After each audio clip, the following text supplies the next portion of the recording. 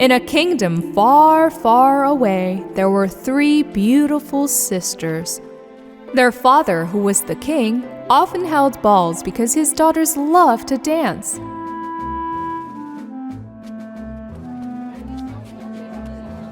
But while each of the princesses danced very well, the youngest one could not dance as well as her older sisters. You could be a little bit more graceful when you dance, Mia. The little princess couldn't dance gracefully, even though she really wanted to. Even the guests around were looking at her strange dance and making fun of her among themselves. What kind of dance is this? Why is she moving like that? I will never dance again. Mia was so upset that she immediately left the ballroom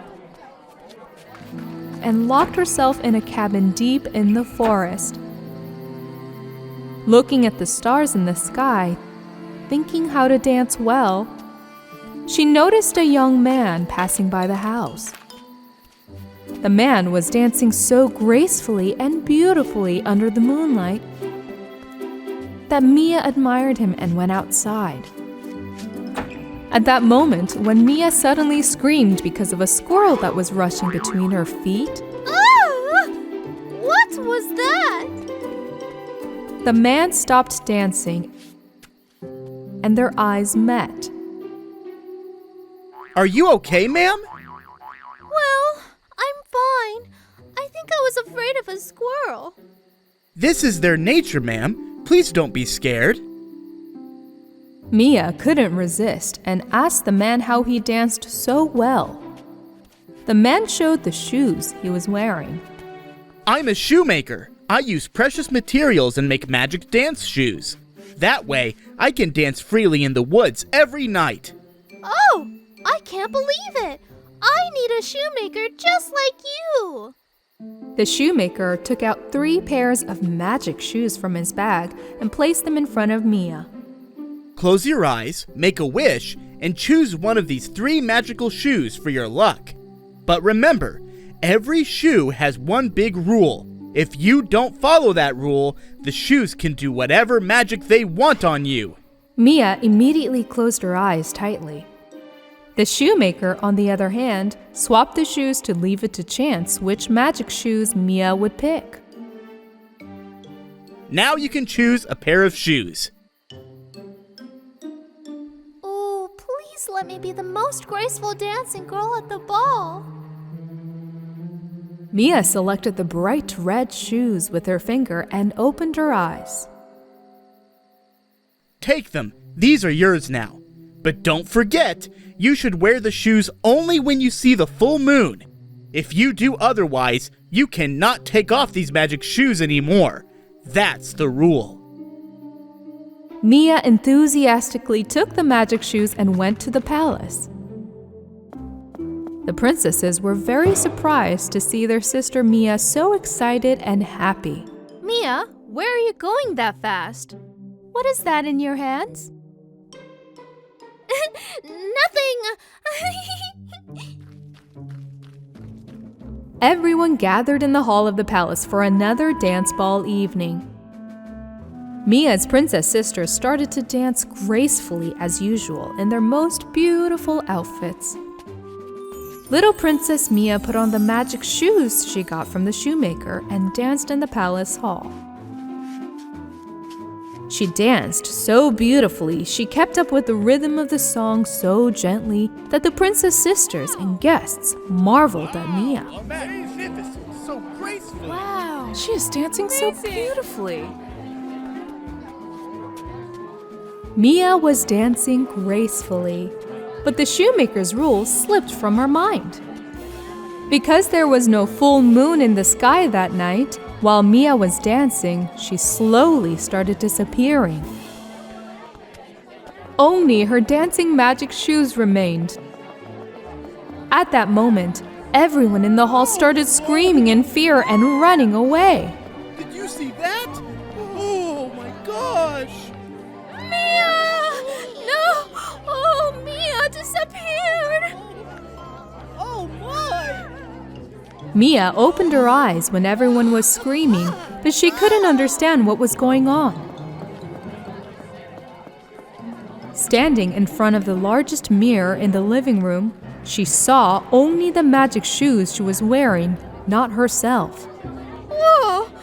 I've become invisible! I did not follow the rule of the shoes. They stuck to my feet. Oh!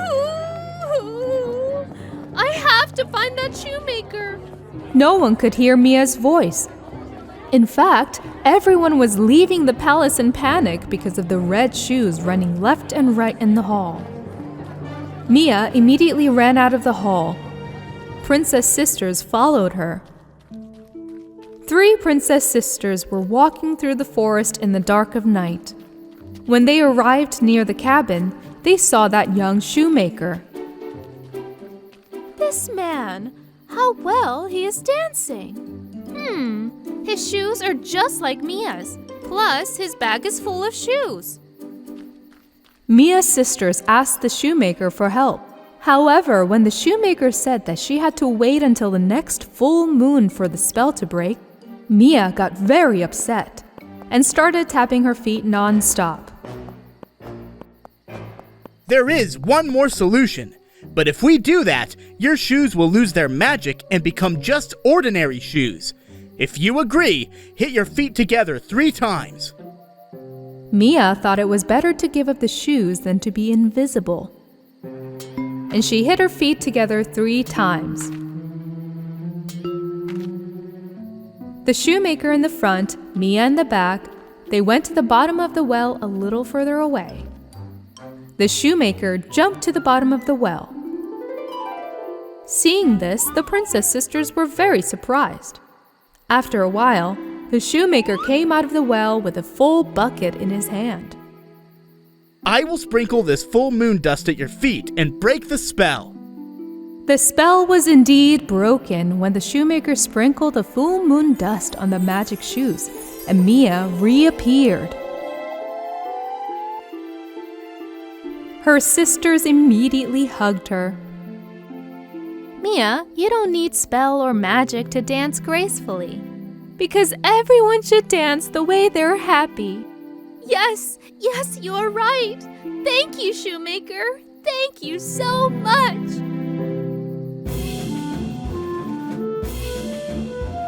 From that day on, little Princess Mia danced in her own way as she always wanted to.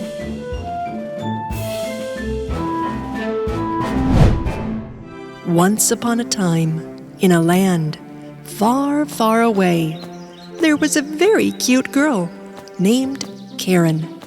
She lived in a tiny house with her mother and was a very happy girl. She would ask her mother about everything she was curious about. Mom, what are these tiny lights in the sky? They are stars, Karen. Everyone who lives on Earth eventually turns into a star and shines in the sky forever. Karen only had one toy, one dress, and a pair of wooden slippers she wore on the street. The wooden slippers her mother made for her were not very comfortable, but they were the only ones she had. One day, Karen's mother got very sick. So Karen went to town to buy medicine for her mother, and along the way, she found a pair of red shoes in a box on the roadside. The shoes shone so beautifully that Karen couldn't help but bring them home with her. Look, Mommy, I found these by the roadside. Aren't they beautiful? Just right for me. These may belong to someone else, Karen. You should immediately take them back. But if they had an owner, she wouldn't have left them there with the box. Maybe the owner dropped it accidentally. Then they shouldn't have dropped it. I found them. They belong to me now. They're mine. Baby, listen to me carefully. I may not be able to buy you new shoes right now, but I don't want you to wear someone else's shoes just because of that. Please, don't be stubborn. Promise you won't wear these red shoes. Karen sadly promised her mother not to wear red shoes and hid them under her bed. Months passed by until one day, Karen came home and couldn't find her mother in the house. She looked all over until she realized that her mother had become a bright star. The next day, on her way to her mother's funeral, Karen put on those red shoes. Those who came to the funeral couldn't take their eyes off Karen's shoes.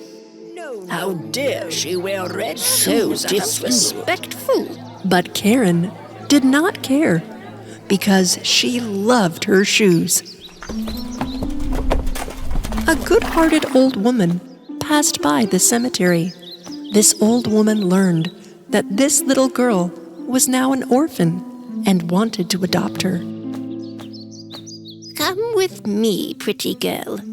I will do my best to make you successful and beautiful when you grow up. So Karen went to live with the old woman for many years. Karen, you've been wearing these shoes since your mother's funeral. You need to take them off now. They're so dirty. No, I love my red shoes. Oh, Karen, don't be so stubborn. Come on, change your shoes. I'll buy better shoes, I promise. Karen did not want to offend the old woman who had been so kind to adopt her. So she finally took off her red shoes and threw them away. Days passed until one day, Karen was playing in her new room with her new clothes and toys, and the old woman brought her a new pair of shoes. But Karen didn't like these shoes at all. But these are blue. Very ugly. I don't like them at all. So for years to come, Karen missed her red shoes a lot. She grew into a beautiful young lady, but her stubborn attitude never changed. Even when the old lady brought her gifts. I don't want to wear this thing, but I knit this for you. I'll never eat this food. Make me French fries. At least take a little bite, darling. The old woman was very upset when Karen got up from the table without having a meal. She made French fries for her and took them to her room. At that time, Karen was taking off her blue shoes. Look, see? All my things are so small now. I've grown up. Well, come on then. Let's buy you new clothes and shoes. Then the old woman and Karen went to the store.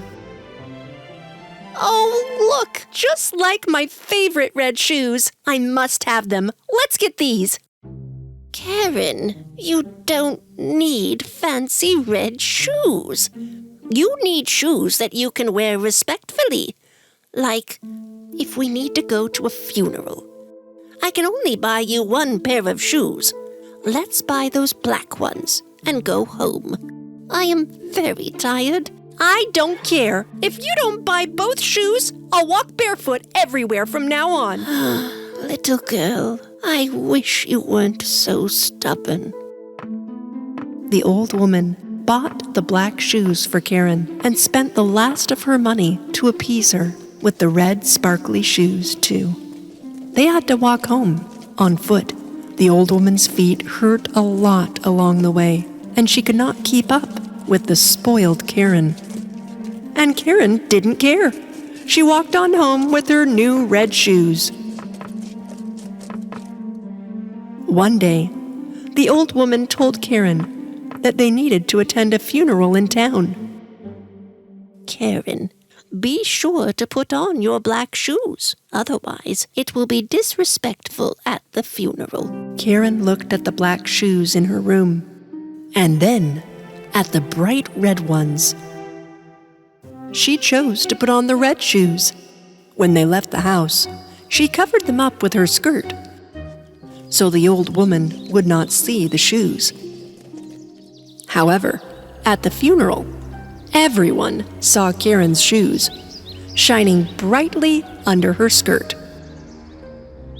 They spoke amongst themselves about Karen's red shoes at the funeral and about how disrespectful the shoes were. When what was said came to the old woman's ear, she got very angry. You didn't listen to what I told you, and you put on the red shoes again. You're so stubborn, Karen. Show some respect. A handsome young lord passing by at that time was struck by Karen's beauty. He came to her and went down on his knees and gave her compliments. How beautiful you are, and so delicate in these beautiful shoes. My lord, you make me blush. You must be a very good dancer. I invite you to the dance night in the palace tonight. Please come. With the happiness of the Lord's offer, Karen started dancing with joy. But after a while, Karen couldn't stop dancing. Why can't I stop my feet? What is happening? Oh! Karen started walking away from the old lady and the Lord while she was dancing. Karen, come back. Even though the Lord chased Karen for a while, he lost her. Karen's red shoes turned out to be more stubborn than Karen. They took her until top of the mountain and made her dance day and night for 3 days. Karen's feet hurt so much that she screamed at every step. Even though they got into the mud and prickly needles stuck, the shoes kept dancing. Enough! I'm very tired. I won't be so stubborn from now on. I promise. Please stop. Shoes, please stop. Stop. And when Karen said she'd give up all her stubbornness, the red shoes jumped off her feet, and Karen too fell to the ground. And the red shoes kept on dancing without her. Karen found a stick and managed to limp home in pain. Her legs hurt a lot. She started to cry with happiness when she saw her house. The old woman greeted her at the door. They hugged each other. I know I was very stubborn, girl, but I promise I won't be like that anymore. After Karen gave up her stubbornness, things started to get better. One day, someone knocked on the door. It was the young and handsome Lord. Well, there you are, Karen. I tried to keep up, but you danced so fast. How did you do that? Karen was glad to see the handsome and young Lord. That was the day the Lord and Karen's love began, leaving stubbornness behind. Karen lived a happy and peaceful life.